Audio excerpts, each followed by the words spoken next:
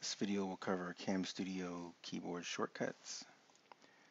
So I just installed this program uh, and I didn't know what the shortcuts were. So to find the shortcuts, you go to Options, Program Options, Keyboard Shortcuts.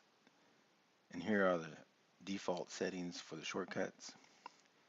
So to start a recording, you press the F8 key. To stop the recording, you're going to press the F9 key, or you can cancel the recording by pressing the F10 key. You can change these keys if you want to.